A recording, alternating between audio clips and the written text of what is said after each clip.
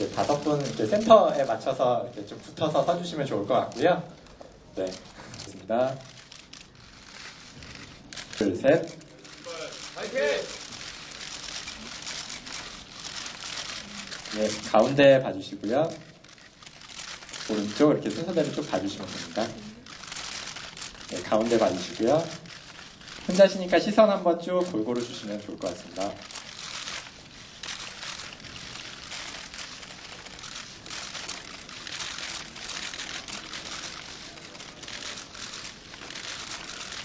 연출론을 간단하게 얘기하면 연출 의도에 대해서 간단한 의도 부탁드리겠습니다. 안녕하세요. 이 영화를 연출한 이혜영이라고 합니다.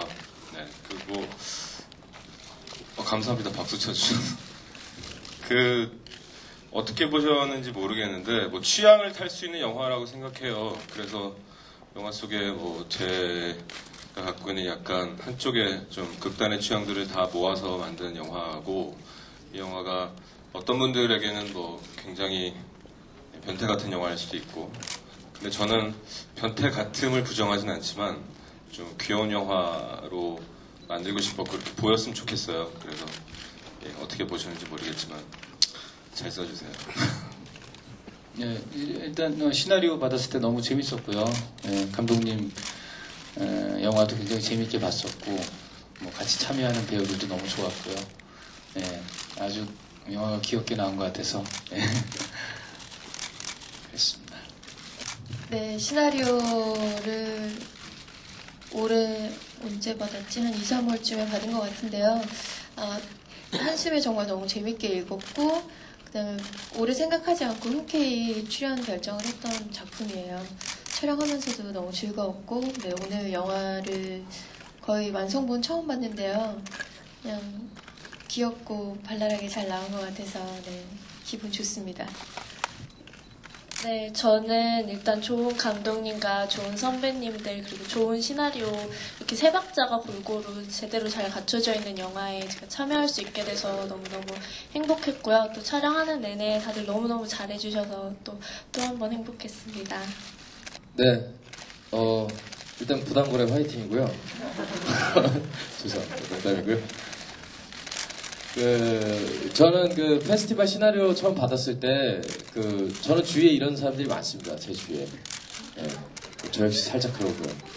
굉장히 사실적으로 읽었고요. 오늘도 제가 좀 이따 VIP 시사 있는데 몇 명 옵니다. 제 친구 중에. 실제 이 롤모델이 몇 명 있어요. 굉장히 좋아할 거예요. 엄지원 씨 발 이런 거 보면서 굉장히 좋아할 만한 친구들이 있습니다. 제 주위에는. 그래서 지금 시나리오 볼 때, 굉장히 사실적으로 봤고요.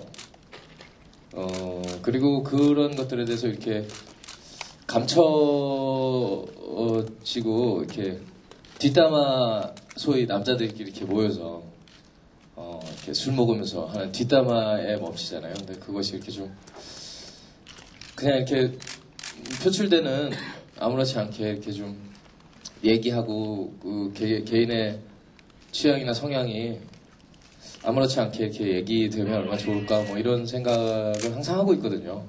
그래서 이 영화가 이렇게 저는 찍혀졌다는 것만으로 너무 기분 좋고요. 네, 그렇습니다. 부당거래 화이팅!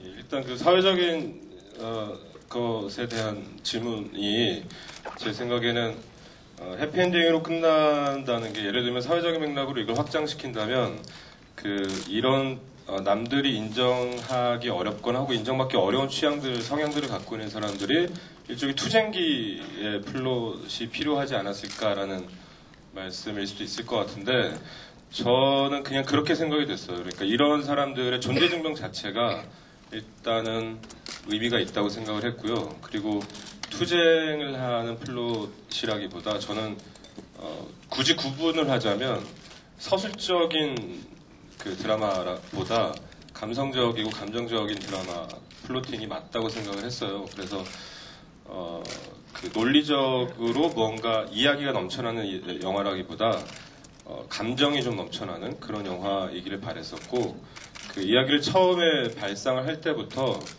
마지막에 뭔가 굉장히 신나는 음악이 나왔으면 좋겠다라고 생각을 했고, 시나리오 쓰기 전에 트리트먼트 정도 작업을 할 때 그때 우연찮게 오랜만에 엄정화 씨의 페스티벌을 다시 들었는데 정말 이렇게 구구절절이 너무 와닿기도 하고 그리고 이보다 더 주제를 잘 표현할 수 있을까 싶어서 엄정화 씨 노래를 먼저 박아놓고 작업을 했었어요. 그래서 저는 타인이 뭐라고 그러니까 남들에게 어떤 손가락질을 받건 스스로 자기의 어떤 성향과 취향을 스스로 존중하면 그럼 그 자체로 이 세상을 굉장히 자기답게 살아갈 수 있지 않을까라는 맥락으로 생각을 했고 그래서 엄정화 씨의 페스티벌이라는 노래와 함께 그 후반부에 성동일 선배님하고 심현 선배님이 그 굉장히 괴상한 복장을 입고 길거리에 이렇게 그냥 나가 계신데 근데 그런 이미지가 남들이 어떻게 나를 쳐다보건 간에 나는 내가 원하는 내 모습대로 이대로 있겠다.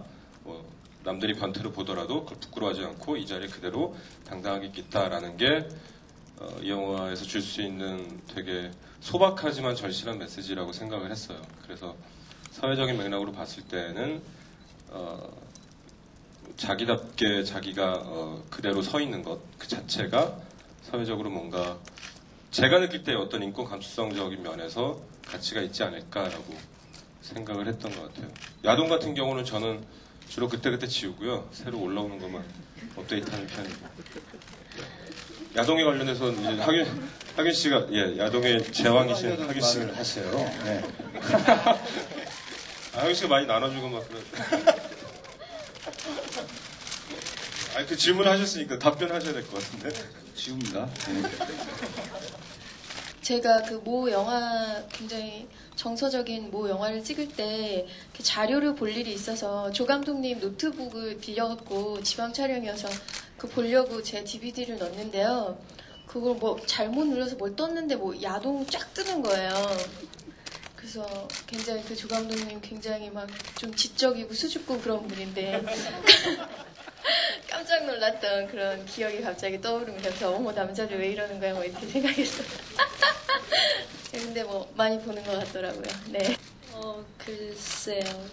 제가 대신 지워줘야 될 것 같아요. 그냥 네. 답변 주시면 돼요. 첫 장면. 족발. 그 장면은 원래 시나리오에는 그 옷을 벗는 것이 아니었는데요. 현장에서 촬영을 하다가 그 느낌이 잘 안 살아서 장배스러운 게 뭔가 있을까 감독님과 대화를 하다가 그렇게 촬영을 하게 됐습니다. 네.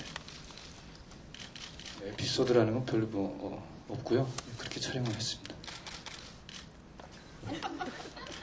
에피소드는 제가 하나 그러면 하나 말씀드릴게요. 원래는 누드 예정이 없었는데 근데 하규영 군이 이제 옷을 다 벗는 설정을 현장에서 즉석으로 만들었었고 이제 뭔가 그 공사 같은 게 필요하잖아요. 셀프 공사를 그냥 잘 알아서 해오더라고요. 일단 오빠 현장에서 되게 많이 챙겨주셨어요. 많이 가르쳐주시고 되게 의지 많이 하면서 촬영했던 것 같아요. 되게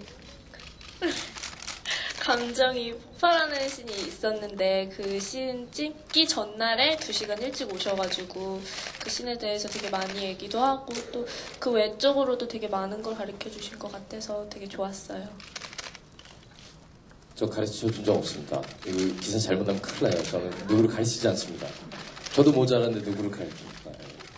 그냥 같이 동료 배우로서 같이 얘기한 거고요. 그 키스 하는 거 그 본 그대로예요. 네, 제가 그냥 그 대사만 좀 덧붙였습니다. 그럼 정말 좋지. 이거는 그냥 제 개인적인 소견이기 때문에 네, 그 정도와 에피소드였던 것 같습니다. 네. 좀 농담으로 설정을 했었어요. 그냥 너무 이렇게 딴 나라 이야기로 너무 먼 이야기로만 사람들이 생각할 것 같아서 우리 옆집에도 이런 사람이 있을 수 있고 혹은 내 가족 중에도 이런 사람이 있을 수 있다라는 맥락에서 좀 더 가깝게 느끼기를 바라면서 그 트리트먼트를 쓰기 전에 먼저 이런 자막을 앞에 넣어야겠다라고 생각을 했었는데 근데 실제로 이제 영화를 준비하면서 시나리오를 쓰면서 취재를 이렇게 하다 보니 굉장히 많더라고요. 이런 사람들이.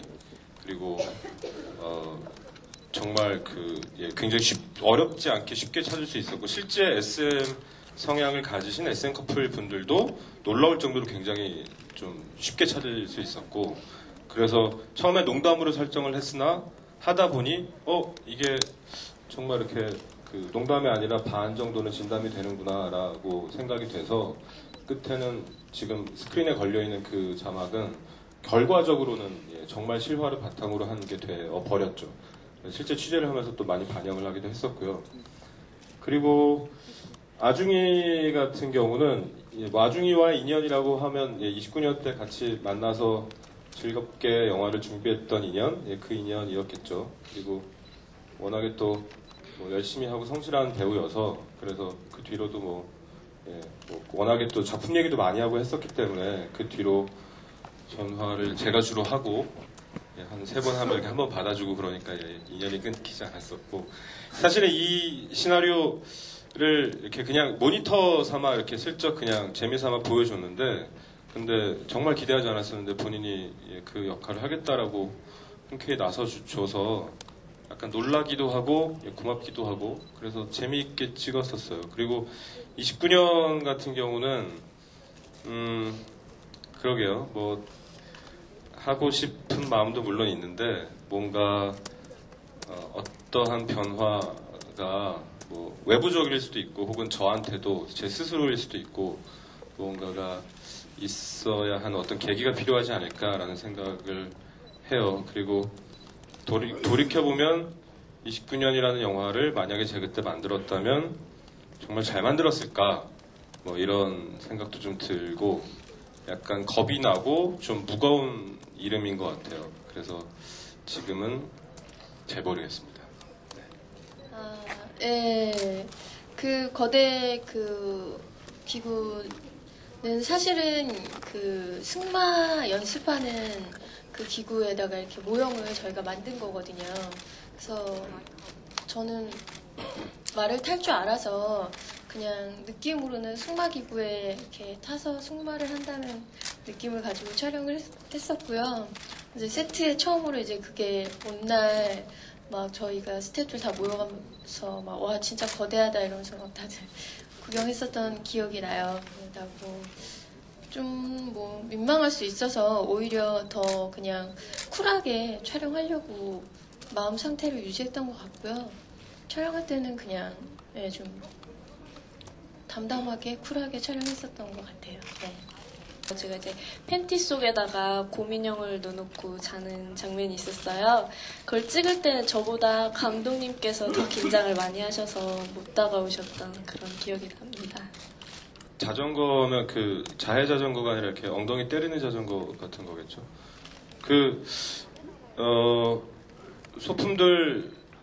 소품팀과 미술팀에서 굉장히 고생을 많이 했어요. 특히 SM 던전 같은 경우는 실제로 뭐 현실적인 공간이 아니라 약간 좀 비현실적인 공간일 수도 있기 때문에 좀 비현실적인 소품들이 많이 필요했었고 그래서 만화책 그리듯이 얼토당토하는 설계도를 대충 그려놓고 이런 거 만들어주세요라고 부탁을 많이 했었고 그 아까 지원이가 타는 거대한 그 기구 같은 경우도 사실은 시나리오에는 그냥 어떤 거대하게 움직이는 어떤 것, 이 정도로 굉장히 그 추상적으로 썼었는데, 제가 인천공항 갔다가 이렇게 나오다가 인천공항 앞에 거의 유사하게 생긴 조형물이 하나 있거든요. 그거를 보고, 딱 저런 모양이면 좋겠다 싶어서 그냥 그렇게 만들어달라고 부탁을 했었고, 소품팀과 미술팀이 굉장히 좀 고생을 많이 하고 저를 악마로 많이 여겼었죠. 근데 이제, 예를 들면 자해가 수영장에서 이렇게 그 덕구하고 얘기하다가 그 이렇게 가는 태엽 그 성기 장난감 같은 그런 경우는 소품팀한테 태엽으로 감아서 이렇게 움직이는 대략 이렇게 생긴 거였으면 좋겠다라고 얘기를 했는데 소품팀이 굉장히 난감해하면서 끝내 못 구해야 하더라고요. 그래서 어쩔 수 없이 그냥 제 소장품을 갖고 와서 영화를 찍었습니다. 이 영화는 실화를 바탕으로 하고 있습니다.